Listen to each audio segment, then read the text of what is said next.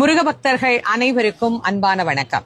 இந்து சூரசம்ஹார திருநாள் திருச்செந்தூர்ல இருந்து இந்த 6வது நாள்ல உங்கள் அனைவரையும் சந்திக்கிறதுல ரொம்ப ரொம்ப சந்தோஷம்.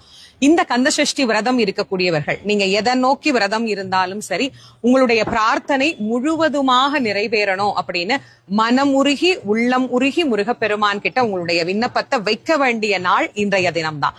ஒரு நாள் விரதம் இருக்கக்கூடியவர்களும் உங்களுடைய பிரார்த்தனையை இன்னைக்கு முருகப்பெருமான்ட்ட வைங்க. திருச்செந்தூர் முருகனுடைய கருணையினால உங்களுடைய பிரார்த்தனை அனைத்தும் பரிபூர்ணமா நிறைவேறணும் அப்படின்னு நானும் செந்தில் ஆண்டவரை உள்ளன்போட பிரார்த்தனை பண்ணிக்கிறேன்.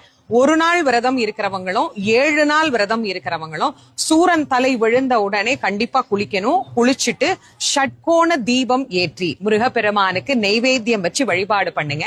அதே மாதிரி அந்த நெய்வேத்தியத்தை சாப்பிட்டுட்டு தான் நாம விரதத்தை பூர்த்தி பண்ணணும். 7 நாள் விரதம் இருக்கிறவங்க கூட இன்னைக்கு சுவாமிக்கு நெய்வேத்தியம் பண்ணிட்டு அதை பிரசாதமாக நாம எடுத்துக்கொள்ளலாம். ஒரு நாள் விரதம் இருக்கிறவங்க பிரசாதத்தோடு அதை பூர்த்தி பண்ணிடுங்க விரதத்தை. நம்முடைய பிரார்த்தனை அனைத்தும் முழுசா நிறைவேறணும்னு பிரார்த்தனை பண்ணிக்கோங்க.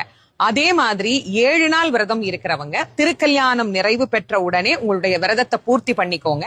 ஒவ்வொரு ஊர்லயும் ஒவ்வொரு நேரத்துல திருக்கல்யாணம் நடக்கும். எப்பமா விரதம் பூர்த்தி பண்றது அப்படின்னா மாலை 6 மணி அப்படின்னு கணக்கு வச்சுக்கோங்க. எந்த நாட்டுல நீங்க இருந்தீங்கனாலும் உங்க நாட்டு நேரப்படி மாலை 6 மணி அப்படின்னு கணக்கு வச்சுக்கிட்டு நீங்க இந்த விரதத்தை பூர்த்தி செய்யலாம். கேட்டவருக்கு கேட்ட வரத்தை வாரி வழங்கக்கூடிய கருணையின் கடவுளாகிய கந்த கடவுள் நம் எல்லோருக்கும் எல்லா நலனையும் தரணும் அப்படின்னு செந்தில் ஆண்டவரை இந்த செந்திலம்பதியில இருந்தே நான் உள்ளன்போடு பிரார்த்தனை செய்து மகிழ்கிறேன்.